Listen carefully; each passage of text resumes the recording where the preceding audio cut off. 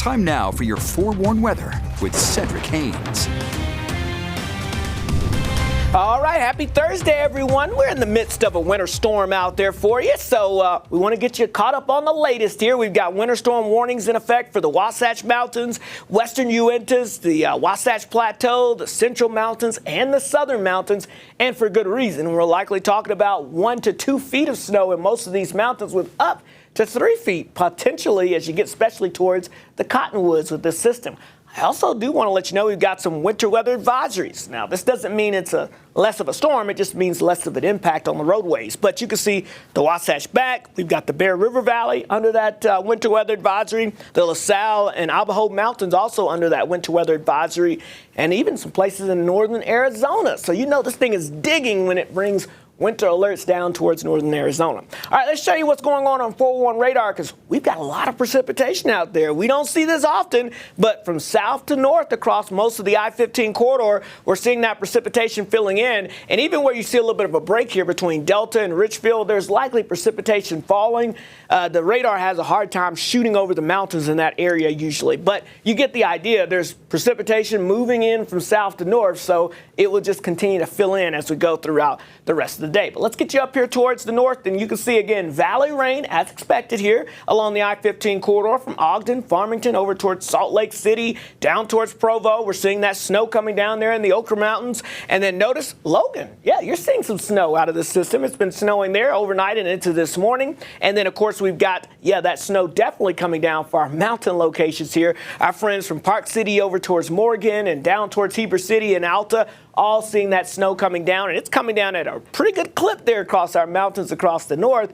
And look at this, down to the south and west, we've got rain and a rain-snow mix even around the Cedar City area, and we're seeing that continuing around Beaver and over towards Escalante as well. So again, it's an active morning from north to south across the state.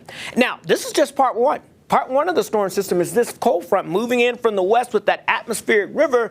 Now we're looking at part two, and look at this thing just kind of dig down through California and Nevada. That lets you know not only is it going to have some moisture with it, but it's also pulling in some of that cold Canadian air, and that's going to pay us a visit this evening into tonight. So temperatures out there right now, again, 32 degrees in Logan, so that's why it's snowing there, but it's 40 in Ogden, 43 in Salt Lake City, 40 in Provo, and we've got mid to upper 30s as you get towards the West Desert. But notice Cedar City down to 33 degrees there, so we got to keep an eye on that, because either snow or maybe a rain-snow mix, but when it's rain, it could potentially get close to being freezing rain if that temperature drops a few more degrees. But either way, let's take a look at Futurecast here. You can see the cold front this morning, valley rain, mountain snow continuing, and then that cold front moves through. We pivot the low pressure and our winds switch to out of the north and west. That will bring in that colder Canadian air and start to drop those snow levels. Now, by the afternoon hours, I think we're still dealing with valley rain, but we may start to see those snow levels dipping down towards the benches. So we'll be keeping an eye on that for the afternoon commute.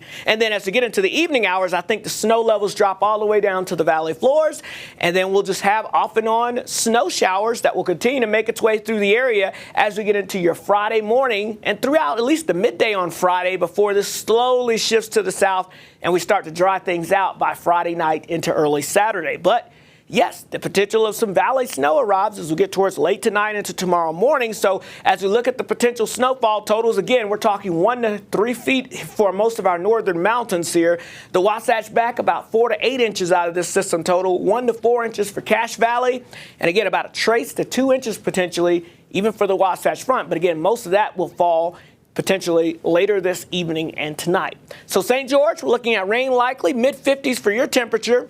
That rain could even mix with a few snowflakes in St. George by tomorrow morning. Otherwise, we'll see scattered showers tapering off throughout the day. Then we dry it out for the weekend as we get ready to spring forward, and then the active pattern returns after we hit 70 on Monday. More rain arriving across St. George as we get towards the middle of next week. The Wasatch front, well, there you go. We've got rain coming through most of the day, and then we'll see that rain mixing with snow this evening, changing to snow tonight into early Friday morning with some accumulations, and then we spring forward as we dry out for the weekend.